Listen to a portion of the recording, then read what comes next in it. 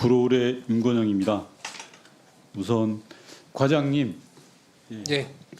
과장님 오늘 참고인으로 나와주셨는데 수고 많으십니다. 제가 최근에 헌법재판소 탄핵 심판 과정에서 윤석열 대통령 측에서 이야기하는 부정선거 음모론에 대해서 몇 가지 PPT를 보면 좀 간단하게 여쭤보겠습니다. 예. 좀 짧게 답변해 주시면 좋겠는데요. 뭐 오늘 나왔던 이야기도 있어서 중복될 수 있는데 첫 번째는 국정원의 점검 요구에 선관위가 불응했다라고 하는데 제가 알기로는 국정원이 점검 대상으로 요청한 업무용 PC를 전량 제공한 걸로 알고 있습니다. 과장님 맞습니까? 예, 서버 정보 다 제공했고요. 말씀하신 대로 PC도 요구하는 거에 대해서는 다 제공을 했습니다. 네. 그다음 두 번째로 데이터 조작이 가능하며 방화벽은 무용지물이다라고 했는데 앞서 일부 질의가 나왔습니다만 자체 보안 시스템을 일부러 적용하지 않은 측면이 있고 이 방화벽이 사실상 무용지물이라는 주장이 맞습니까, 과장님? 어떻습니까? 점검을 원활하게 진행하기 위해서 일부 보안 시스템을 해제한 상태로 진행한 게 맞습니다. 네.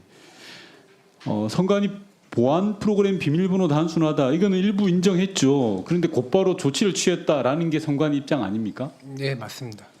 네 번째로 시스템 보안 관리 회사가 소규모고 전문성이 부족하다라고 윤석열 대통령이 이야기합니다. 하지만 해당 업체는 과기부가 지정하는 정보보안 전문 자격을 모두 갖춘 업체라고 알고 있습니다. 과장님 맞습니까? 예, 맞습니다. 보안 정보보호 전문 서비스 기업으로 지정된 업체입니다. 네. 그리고 윤석열 대통령은 4월 총선을 앞두고 개선했는지 도저히 알 수가 없더라. 그래서 비상계엄을 했다라고 하는데 제가 알기로는 총선 전에 정당 참관인이 폐하에 두 차례나 국정원과 합동으로 이행 여부 현장 점검을 시행한 걸로 알고 있습니다. 과장님 맞습니까? 예, 맞습니다. 그리고 또 하나 윤석열 대통령은 선관위 장비 제작 업체가 BTN이라는 업체가 있는데 쌍방울 자회사다라고 합니다. 이 장비 제작과는 무관한 회사 아닙니까, 과장님? 어떻습니까? 그에는 저희 프로그램 위탁 운영 업체입니다. 예, 전혀 번지수를 잘못 찾았죠. 예, 맞습니다. 예, 과장님 수고하셨습니다. 도대체 윤석열 대통령이 헌재에서 주장하는 부정선거 6가지 주장 맞는 게 단 하나도 없습니다. 허위 날조 주장을 헌재에서 설파하면서 본인의 비상계엄 선포가 합당하다고 이야기하고 있습니다. 그리고 이를 듣고 바라보는 극렬 지지자들은 한순간에 폭도가 되어서 헌재를 위협하고 있는 그런 형국입니다. 다음 PPT 한번 봐주십시오. 제가 후보자께 여쭙겠습니다. 앞서 많은 의원님들이 지적하셨지만 윤석열 대통령의 부정선거론에 어떻게 생각하냐라고 했더니 빨간색을 보시면 저게 후보자 의견입니다. 구체적 의견을 밝히는 건 적절치 않다. 그리고 오늘 답변도 쭉 저렇게 이야기해 주셨는데요. 후보자께서는 법관으로 수십 년 동안 재직하셨잖아요. 그죠? 예, 그렇습니다. 다음 PPT 한번 봐주십시오. 부정선거 음모론에 대해서는 이미 대법원에서 판결이 나와 있습니다. 확정 판결. 저희가 오늘 인사청문회를 하는 건 판사로서 후보자에게 여쭙는 것이 아니라 법으로 어떻게 결정돼 있냐. 그리고 앞으로 선거관리위원회 임무를 하시게 될 텐데 선거관리위원으로서 어떻게 보냐라는 부분이거든요. 부정선거 음모론 이게 실체가 없는 게 확실한 거죠, 후보자님? 예, 부정선거는 없었다고 생각을 하고 있습니다. 네, 좋습니다. 다음 PPT 한번 봐주시면요. 제가 또 후보자께 윤석열 대통령 내외의 공천 개입에 대해서 질의를 했더니 후보자께서는 서면으로 개인적인 의견을 밝히는 건 적절치 않다라고 이야기를 하셨습니다. 이게 명태균 씨의 황금폰에 나오는 이야기이고 국민의힘 모 의원님에 대한 이야기입니다. 물론 법관일 때는 개인적인 의견을 밝히는 건 맞지 않다고 생각합니다. 다음 PPT 보시면요. 박근혜 전 대통령의 새누리당 공천 개입 이 부분도 후보자께서는 법관 출신이니까 잘 아시겠죠. 대법원 확정 판결이 난 거 아닙니까? 예. 맞죠? 예. 자, 그러면 대통령 내외의 공천 개입에 대해서 보다 당당하게 이야기를 하셔야 되는 거 아닙니까? 후보자님 어떻게 생각하십니까? 또 현직 또 법관의 신분도 같이 갖고 있기 때문에 구체적인 이런 사안에 대해서 말씀드리는 건 좀 적절하지 않다고 생각을 합니다. 예.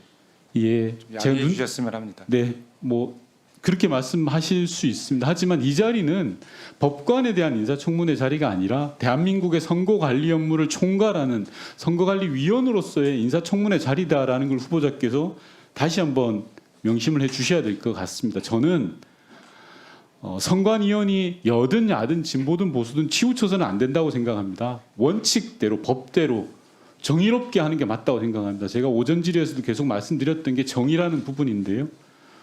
공천 개입도 마찬가지고요. 부정선거 음모론도 마찬가지입니다.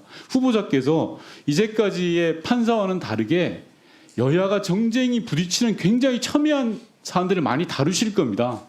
그럴 때마다 오늘 이 자리를 꼭 기억하셨으면 좋겠습니다. 정의롭게 대의를 위해서 하겠다라는 것.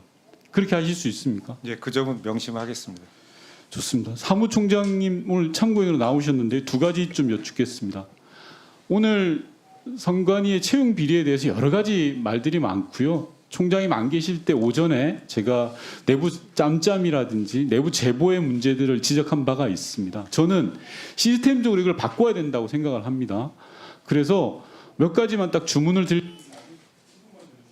마무리하겠습니다. 질문을 드릴 텐데 모아서 답변을 해주셨으면 좋겠습니다. 첫 번째로는 지금 선관위가 이야기하고 있는 10명에 대해서 과천청사 출근 그것만으로는 부족합니다. 이제까지 600여 건 넘는 거에 대해 전수조사를 해서 반드시 찾아내서 일벌 100개 해야 됩니다. 그래야지 선관위가 다시 태어난다라는 거고요. 그에 대해서 답변을 해주시기 바라고. 두 번째는 선거관리위원장이 대법관이 겸임하고 있는데 그래서는 안 된다고 생각합니다. 상근직으로 가는 게 맞다고 생각합니다. 역대 정부에서도 여러 시도가 있었는데 잘 안 됐습니다. 대법관 티오를 하나 늘리더라도 선거관리위원장의 상근직화에 대한 의견을 말씀해 주시고, 세 번째로는 선관위 상임위원이 선관위에서 바로 상임위원 되는 경우가 왕왕 있습니다. 그러다 보니까 내적 통제에 약한다라는 그런 지적들이 많이 있습니다. 즉 선관위에서 바로 가는 게 아니라 최소한 일정 기간 3년이면 3년, 뭐 5년이면 5년은 경과한 사람들을 받을 수 있는 그런 제도적 장치가 필요하다라는 게 생각인데요. 이 세 가지에 대해서 답변 부탁드립니다. 예, 죄송하지만 그 마지막 질문 상임위원은 저 중앙 상임위원을 말씀하시는 건가요? 아니면 시도 상임?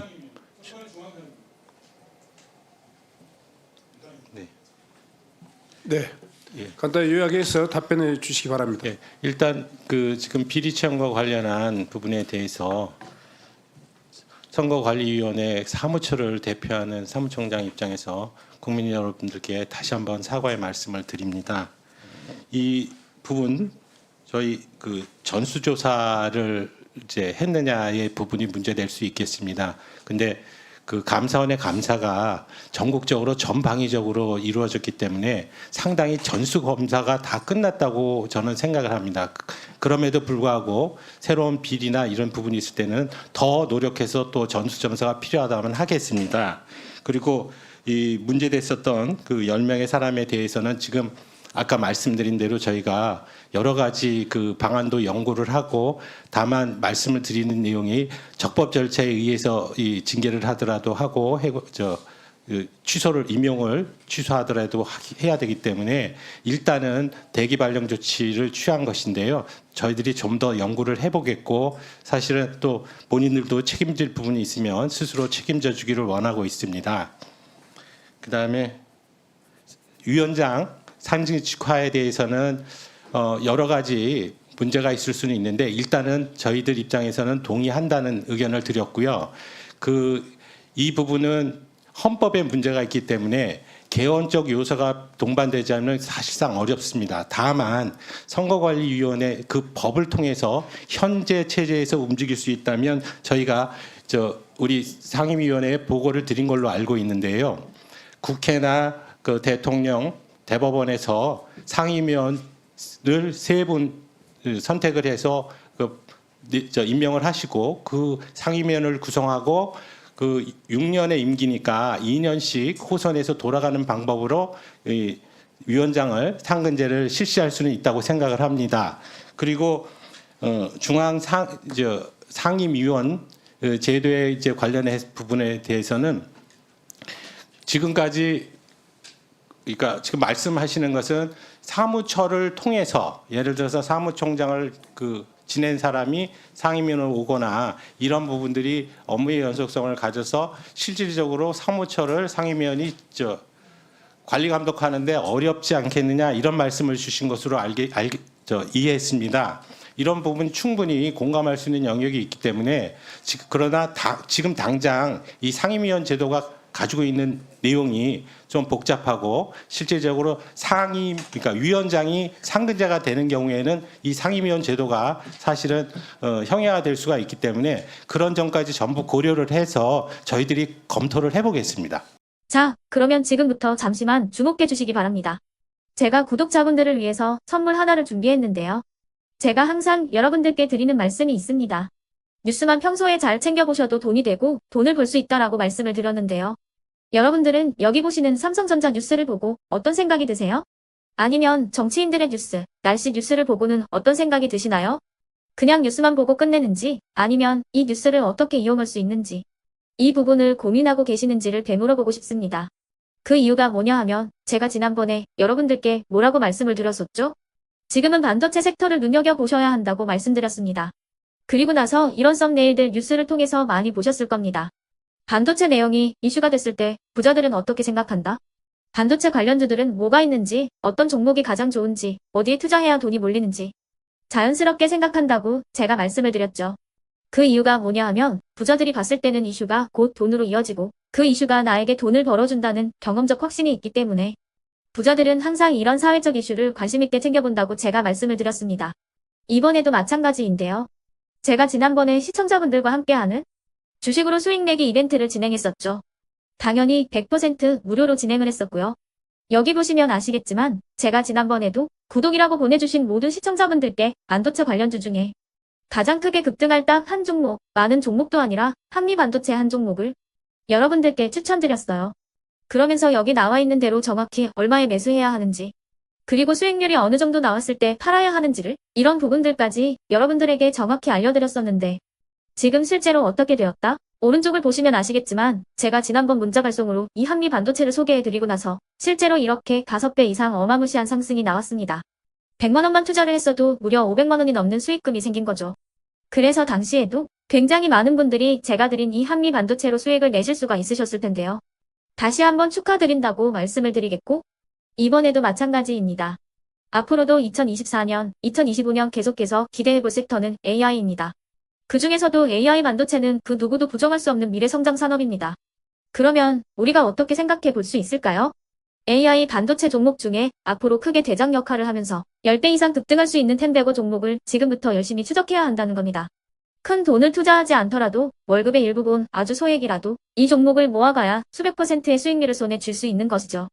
지금 여러분이 보고 계시는 이 유튜브 또한 AI 반도체와 아주 밀접한 연관이 있고 반도체야말로 대한민국의 핵심 산업으로 앞으로 더더욱 시장은 성장할 수밖에 없습니다. 그렇기 때문에 제가 이번에도 뭘 보내드리고 있냐면 지난번과 똑같이 구독이라는 문자를 보내주시면 제가 AI 반도체 관련주 중에 앞으로 대장주 역할을 하면서 주가가 가장 크게 급등할 한 종목을 여러분들께 문자 발송으로 종목명과 사고 파는 시점을 모두 알려드릴 건데요. 그 문자를 받고 여러분들이 주식으로 돈 버는 연습을 한번 해보셨으면 좋겠고요. 혹시라도 나는 주식을 하지 않는다 하시는 분들은 주변에 주식하시는 지인분들에게 말씀을 해주셔도 되고요. 아니면 연세가 있으셔서 투자가 어렵다 하시는 분들은 이 종목을 자녀분들에게 한번 사봐라. 이걸로 한번 수익을 내봐라. 이렇게 조언을 해주실 수도 있는 거겠죠. 그래서 지금 이 영상을 보시는 시청자분들 중에 나도 이번 종목이 좀 궁금하다 하시는 분들은요. 누구나 상관없이 그리고 어느 시간대나 상관없이 부담 없이 010-2514-5930번으로 구독이라는 문자 보내주시면 제가 이번에도 똑같이 무료 추천 급등주 문자를 보내드리겠습니다. 이해되시겠죠? 제 번호 010-2514-5930번으로 구독이라는 문자 보내주시면 여러분들이 직접 이슈를 통해서 돈 버는 연습을 해보실 수가 있는 거고 제가 돈을 받는 것도 아니고 투자를 대신해 드리는 것도 아니기 때문에 부담 없이 신청해 주시면 되는 겁니다. 그리고 수익이 나면 저는 다른 것은 하나도 바라지 않습니다. 제 채널에 구독, 좋아요 한 번씩만 눌러주시라 이렇게 다시 한번 말씀을 드리겠습니다.